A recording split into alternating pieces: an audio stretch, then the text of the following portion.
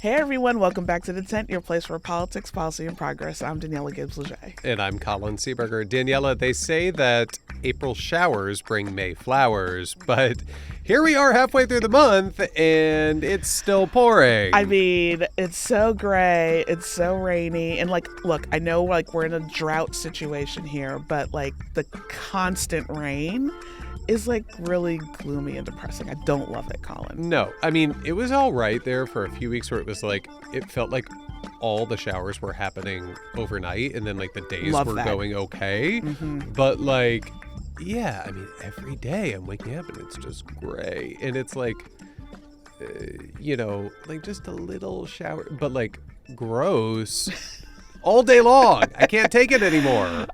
Exactly. We need some sunshine. Certainly do. And speaking of rays of sunshine, I heard you had a really great interview this week with a former CAP Action staffer. I did indeed, Daniella. I spoke with Guthrie Graves-Fitzsimmons, Vice President of Programs and Strategy at Interfaith Alliance. We talked about the new Pope Leo XIV, the Trump administration's unprecedented embrace of Christian nationalism, and the role religion plays in our current political climate.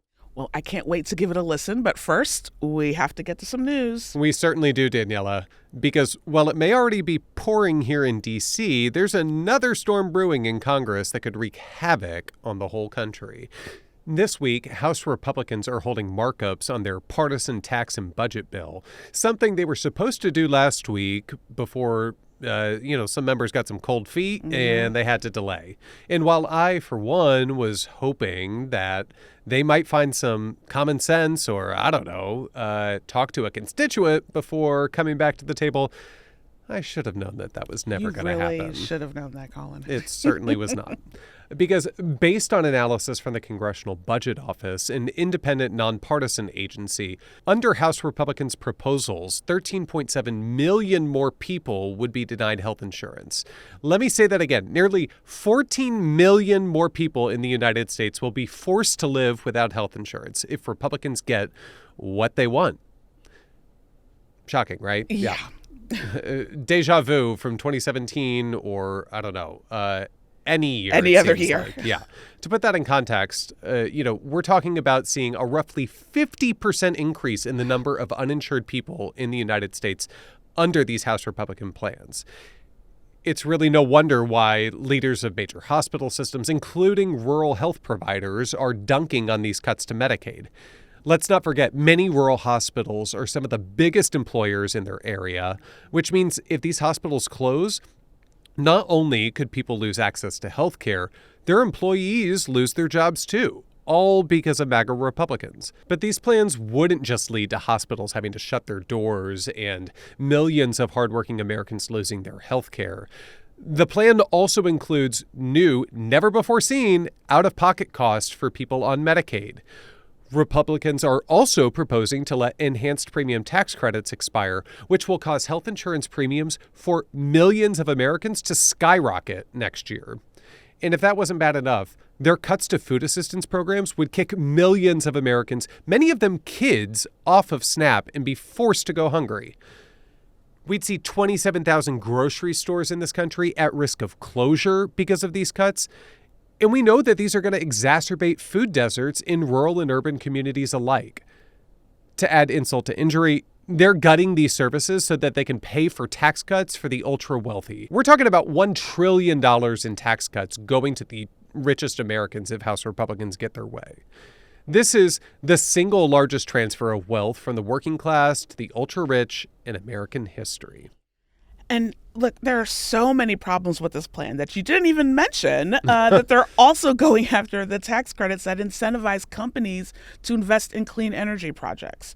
So we're talking about incentives that have helped spur two of the fastest growing industries in America, wind power and electric vehicles. So much for all the Republican lip service about wanting America to be energy independent. Oh, I know. How could I forget it, Daniella? For all of this talk about lowering costs and bringing manufacturing back to the United States, Trump's quote-unquote big, beautiful bill seems to be more about a big, bad betrayal of the working class. Mm-hmm. I'm not even sure who he thinks this will actually benefit, unless maybe it has something to do with the oil companies who essentially handed him a wish list after donating to his election campaign. Yeah, gee, imagine that. I know, fancy that. All of this is wildly unpopular with Americans, and you don't have to take my word on how bad it is. You can take the word of Tony Fabrizio, Trump's own campaign pollster, who found that Trump's own supporters oppose cutting Medicaid to pay for the president's tax giveaways. Even Republican senators have acknowledged that gutting energy tax credits will cost thousands of jobs in their home states. Or, speaking of Republican senators, you can listen to Senator Josh Hawley, somebody who I rarely find myself agreeing with, if ever. I was going to say. Yeah, I'm pretty sure never. Yeah. Who has said that gutting Medicaid to pay for tax giveaways for the wealthy is, quote, morally wrong and politically suicidal for Republicans. Well, I can get behind that gospel. I know. He's 100% correct. I can't believe I'm saying this about Josh Hawley. In a New York Times op-ed he authored earlier this week, Hawley described receiving a letter from one of his constituents, a married mother of 5, who wrote to him about why Medicaid is vital to her 8-year-old daughter, who relies on a feeding tube to survive, and private insurance doesn't cover the expenses. Her exact words were, "Without Medicaid, we will lose everything, our home, our vehicles, and eventually our daughter." The stakes don't get any higher than that. Yeah, I mean, the stories are outrageous, Daniella. We are talking about fundamentally what Republicans are proposing is to really rip away the programs that help Americans meet their basic needs. Things like feeding themselves, things like getting health care, things like, just being able to have the money that you need to survive when you're raising kids in the United States. So we all need to speak up now about the devastating plans that Republicans have put forward before it's too late. Now, I wish these cruel budget cuts from MAGA Republicans were all we had to talk about this week, but I need to get some stuff off my chest about Trump's reckless trade wars. All right, let's hear it. So over the weekend, the United States and China agreed to a temporary 90-day pause in a manufactured crisis that Donald Trump created. The U.S. lowered its 145% tariffs on most Chinese imports down to 30%, and China reduced its 125% reciprocal tariffs down to 10%. The press has fallen yet again for Donald Trump's narrative spin, but let's be clear. Donald Trump blinked. It was a cave. And Americans are going to be the ones paying the price for his economic arson. 30% tariffs are still incredibly high. And an analysis shows that if Trump sticks to them, we're talking about costs going up for the typical American household by $2,800 a year. Unemployment is going to rise. The economy is going to slow. Businesses are not going to be able to make investments, all because of Donald Trump's tariff regime. It's so infuriating, Colin. Former Treasury Secretary Larry Summers said at a Center for American Progress event earlier this week that there's still a 50-50 chance that the U.S. could be forced into a recession thanks to Trump's tariffs and the Republicans' rush to rubber stamp him. It's no wonder Americans are starting to have buyer's remorse from this past November. Trump's approval rating is at some of its lowest levels since he took office again. He's lost ground on all of the major issues, including immigration, along with the economy, trade, and inflation. The TLDR, Colin, is Donald Trump's policies show that he is betraying the middle class. Trump does not give a damn about anyone but himself and his billionaire buddies. Well, I know that's right, Daniella. I mean, you really have to look no further than Donald Trump wanting to accept a $400 million luxury plane from the Qataris and keep it when he leaves office as proof of this point. Yeah, it's really bad when Donald Trump has lost Laura Loomer, Eric Erickson, and Ben Shapiro on this one. I literally cannot with this story, Colin. It's crazy. It is. So that's all the time we have for today. If there's anything else you'd like us to cover on the pod, please hit us up on Twitter, Blue Sky, Instagram, and Threads at the 10 Pod. That's at the 10 Pod. And stick around for my interview with Guthrie Graves-Fitzsimmons in just a beat. Guthrie Graves-Fitzsimmons is the Vice President of Programs and Strategy at Interfaith Alliance. He's one of the country's top experts working at the intersection of religion, politics, and policy. He recently worked at the Baptist Joint Committee for Religious Liberty and is a former fellow at the Center for American Progress. He's also the author of Just Faith, Reclaiming Progressive Christianity. a book about how liberals can make the moral and spiritual case for pluralism, human dignity, and the common good. Guthrie, welcome back to Cap Action, and thanks so much for joining us on the 10. It is wonderful to see you, Colin, and to be back at Cap Action. Well, it's a big month, so lots to talk about. Happy to have you, and let's dive right in. So I want to talk about the new Pope, Leo XIV. He's taken the internet by storm. I saw the Vatican earlier this week actually confirmed that he will stay on social media like our previous two popes. But besides him being both an American and, having some noteworthy activism really on some hot button political issues, what do you think his leadership could mean in this time when religion is shaping so much of the political discourse, both here in the United States as well as abroad? I think first we have to start with the legacy of Pope Francis and his amazing papacy that really transformed the Catholic Church. But really it was going back to the founding. Pope Francis reminded people of Jesus, and he practiced the faith in a humble way, in a way that centered people on the margins, the displaced, refugees, migrants. His outreach to LGBTQ people just transformed how people view the church. And by all accounts, Pope Leo XIV is going to continue that legacy of reform. He started in his first Sunday address talking about peace. In his first words, he said, "Peace be upon you," to the crowds at the Vatican. And he has modeled this same kind of humble and Christ-like approach to being the Pope, which is maybe somewhat shocking because in the United States, we're used to Christian leaders not sounding like Jesus and maybe not, living Christ-like lives. And you see so much Christian hypocrisy, but really this is a return to what we should expect of our Christian leaders, which is that they will speak out for the environment, for peace, for immigrants, for all of these social justice concerns. And I love that you brought up that he's going to continue on social media. His last tweet that we have recorded before he was elected Pope was tweeting out an article criticizing Vice President J.D. Vance in National Catholic Reporter.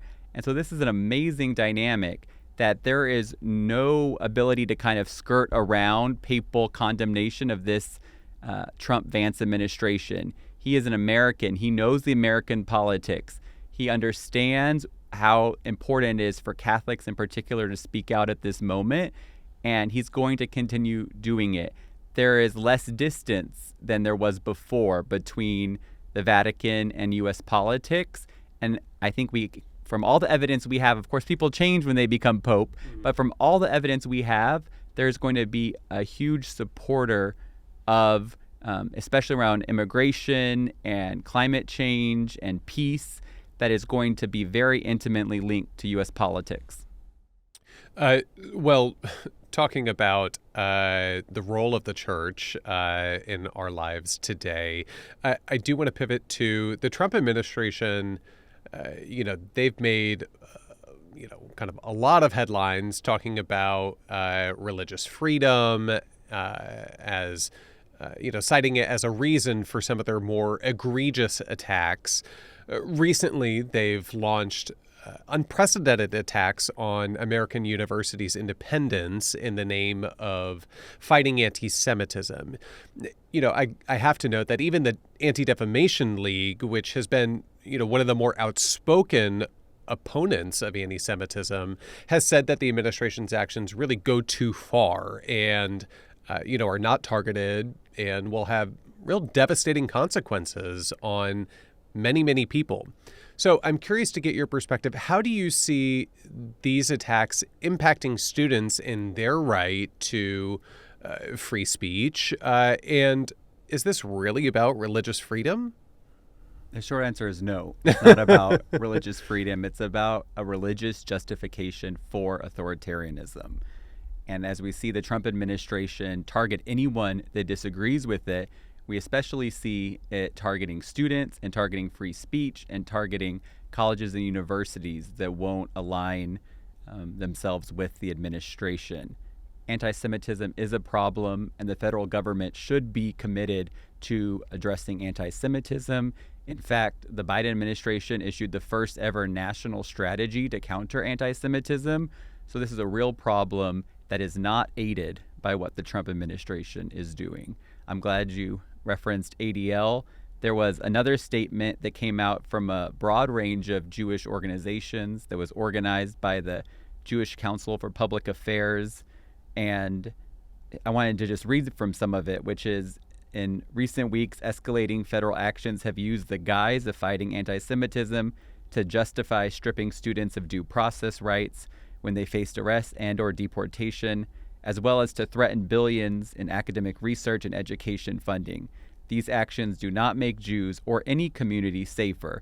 Rather, they only make us less safe. So we should be listening to these prominent mainstream Jewish organizations that are saying these actions don't help us, don't make us safer. In fact, they exacerbate anti-Semitism. I think as we see the Trump administration marching us every week closer towards authoritarianism, we know that this outreach to religious communities and saying that they're fighting for religion is the way they kind of justify their actions and say that is the cause that then people should surrender their other freedoms for. And that actually hurts religious freedom. Religious freedom is guaranteed in our First Amendment. It's in fact the first words of the First Amendment are twin guarantees of religious freedom and the free exercise and no establishment clause. But those are upheld alongside free speech, alongside free assembly, alongside all of our First Amendment beliefs. You can't take out religion as you try to squash all dissent and say you're doing it for religion. That means the only religion that's left is the state-approved, Trump-friendly religion. Well, that's a perfect segue. Speaking of this kind of state-approved approach to religion, we have seen this administration, like you suggest, really kind of leaning in and promoting Christian nationalism, even within the government itself. I mean, just a week after releasing the anti-Semitism order that we were talking about earlier, Trump released another one calling for the creation of an anti-Christian bias task force within the Department of Justice. Can you talk a little bit about, what is Christian nationalism and how the administration is embracing it and what we can do to stop it? We need to call this what it is, which is religious hypocrisy and gaslighting.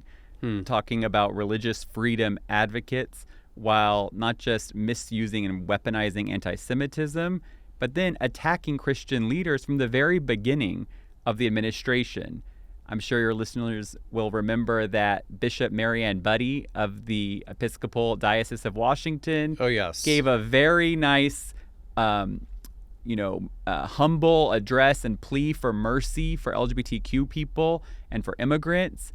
And immediately the president attacked her. And his allies in Congress drafted a resolution to go after her and condemn her using the force of government to single out a specific religious leader.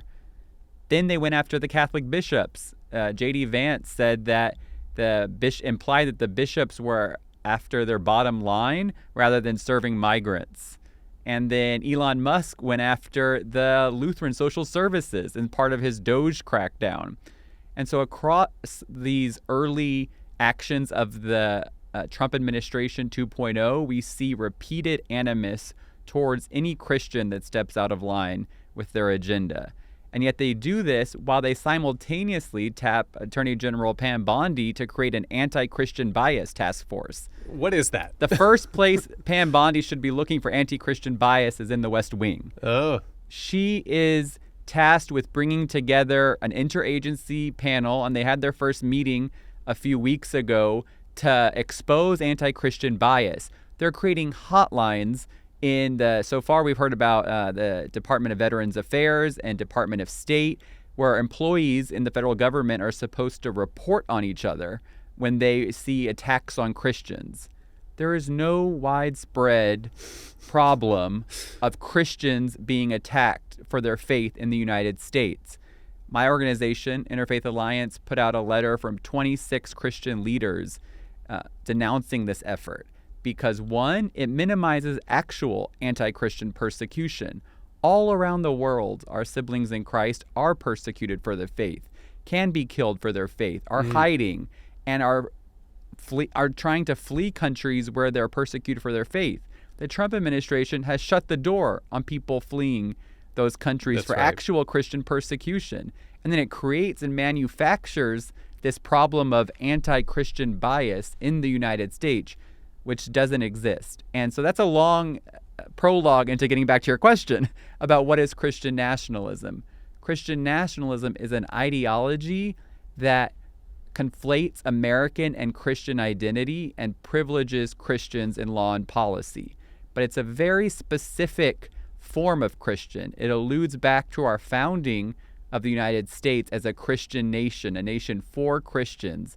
But in doing that, it says only the Christians who held power at the founding. That's the history we're trying to go back to and return America to, was the Christians, the white male Christians, Protestants. There's a long history of anti-Catholic bias in the United States. So it's the white male Protestants at the founding, and those are the rightful rulers of the United States. And it's a deeply insidious ideology, and it's one that's rejected by most Christians in the United States. So as much as we call out Christian nationalism, it's important to nuance that with it's a small segment that are fervent believers in this, and that most Christians do not want an authoritarian theocratic state bringing Handmaid's Tale to life. Much less all Americans, right? I mean, this isn't just unpopular within the Christian community. This is across the board deeply unpopular. But, we are kind of being forced to come to terms with some of the foundational questions that our nation had to answer at the time of its founding. And, all of this could be moot at the separation of church and state, was kind of a settled question. But unfortunately for all of us, right now, we've got not one, but two cases before the Supreme Court that are testing the boundaries of both public education and religious liberty. One related to religious charter schools, and another about the role of LGBTQI plus inclusive storybooks in public schools. Could you give our listeners the lowdown on these cases and how they're related to this broader conversation about the separation between church and state? And, where do you think the justices are going to land on some of these questions? Do you think that their decisions could really put the separation of church and state in greater peril moving forward? Sure. There's a popular perception that the Roberts Court is favorable to religion and has been siding with religion in a series of cases. Your listeners might remember Masterpiece Cake Shop, the baker that didn't want to bake cakes for gay couples at their weddings. There's been a series of cases since the Roberts Court started that have tilted the separation of church and state away from a consensus that existed for many decades that allowed religious freedom to flourish when the government stays out of religion, and has started to put more and more religion into public spaces, and then allowed anyone that claims a religious objection to something to have greater leeway to exercise their faith. So at the same time, they are weakening the No Establishment Clause, part of the First Amendment, while supercharging the Free Exercise Clause. Yeah, but suppressing people's ability to live and engage in public spaces where they may not share the same religious traditions. Non-discrimination protections, pandemic-era healthcare protections, reproductive health. All of our essential rights and freedoms can't be limited by someone saying my religion says I don't have to obey the law, or my religion gives me a free a pass. A free pass, yes, out of any sort of non-discrimination protection or need to enforce healthcare protections. And so these two cases are deeply troubling, and I brought the briefs for everyone watching on YouTube. I brought the briefs, friend of the court briefs, the Interfaith Alliance filed at the Supreme Court. And the first case is out of Oklahoma, where they're trying to establish the first ever religious charter school. This would be a school run by the Catholic Church in Oklahoma and fully funded by taxpayers. Why is that bad? Well, there's obviously implications for students that are not Catholic and that want to maintain secular education. But what we argue in the brief, which was signed by a number of religious groups, is that it also entangles religion in with government. And when you start taking taxpayer money, you get deeper and deeper into government regulation, and you really become a government agent, which is not the role of religious institutions. And it invites the kind of oversight of religion that could inhibit religious freedom. And so we're making the pro-religious freedom case against creating a religious charter school. And then the other case is Mahmoud v. Taylor, where a group of parents are trying to opt their students out of elementary school storybooks that include LGBTQ characters. And these are amazing books. I actually purchased them because I wanted to see what all the fuss was about. Yeah. And it is nothing to do with sex education, which is what the justices were obsessed about in the hours of oral arguments that I listened to. These were sweet books for kids that just had LGBTQ characters in them as part of a larger diversity curriculum that the Montgomery County Public Schools had enacted. And it's a beautiful thing. Montgomery County is one of the most religiously diverse counties in the country, and they do so much to make people of all faiths feel welcome there. And yet this group of parents, backed by a right-wing conservative legal group, kind of manufactured this case to say, we don't want these books, our children exposed to these books, and it's our religious freedom right to opt out of having these storybooks. And that would create chaos because any parent could object to anything in the school. And then you would have just total free-for-all with people objecting to science curriculum, objecting to other religions being taught. That's what we talked about in our brief, that you'll then have saying even teaching about another religion could be seen as infringing on the religious freedom beliefs of those students. And so where it is a nightmare situation when you have religious freedom weaponized in this way, and in no way are the books trying to indoctrinate students or teach them anything or change their beliefs. All it is exposing them to the diversity that is present in their community, and that the Supreme Court has said same-sex couples have a right to be married. And now the question is, they're going to say that we don't want to expose that reality that the Supreme Court created to children. It's ridiculous. It is also, I think you make a great point, thinking about what's the slippery slope here that the Supreme Court could be unleashing if they were to, side against Montgomery County here. So it is something that we're going to be watching quite closely as we head into the end of term next month. Now, one last thing, at a time of such deep division in America, it's more important than ever for us to be finding ways to support one another. And we've seen a lot of heartfelt action from faith leaders. You mentioned some of them recently at the beginning of our discussion, who are standing up to Trump's inhumane deportations, for example. But there's so many other policies. Look at what Republicans are doing on Capitol Hill this week, trying to take health care away from millions and millions of Americans, the most vulnerable people in our society.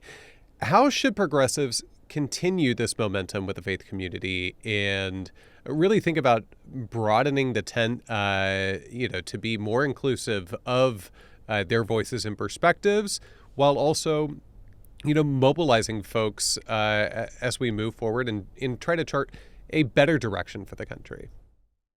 There has never been a movement for progressive change, for social justice, that has not included people of faith in American history. And so the question is not whether or not people of faith are active and involved, and whether it's the fight for reproductive freedom, LGBTQ freedom, economic justice, healthcare, whatever the issue is, there are people of faith doing advocacy. The question is whether or not we acknowledge it, and whether or not the progressive movement as a whole acknowledges the role of faith in these social change movements. And so I'm grateful for the history the Center for American Progress has done in having a faith and progressive policy initiative, and has played a large role in uplifting the role of faith. And I would love to see that more across the board. We recently had a faith mobilization call with Move On and Indivisible ahead of the Hands Off Day rallies, seeing faith communities present all around the country. I went with my husband and I have been worshiping at Friends Meeting of Washington, a Quaker community here in D.C., and we had a group that went to the Hands Off rally. And a few weeks prior to that, in our meeting house, we were talking about how the Quakers have taken on the Trump administration, because the Trump administration, one of its first actions was to rescind a policy that prevented ICE and CBP from going into houses of worship without prior authorization.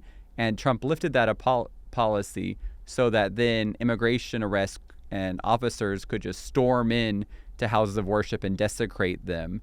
And Quakers, Baptists, and Sikhs, this coalition working with Democracy Forward, sued the administration and got a temporary restraining order from ICE enforcement in the houses of worship. A huge win for religious freedom and a huge win for holding the administration accountable.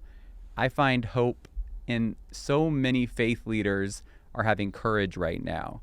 We see different pillars of civic society, whether it's businesses or law firms or universities, kind of newspapers bending or trying to not get on the wrong side. Oh, just call it capitulate. Capitulating. Yeah. Great. Thank you. Capitulating. And yet for faith communities, the well is so much deeper of where our advocacy and public witness is coming from. You saw that I talked about Bishop Buddy earlier, but so many faith leaders are speaking out.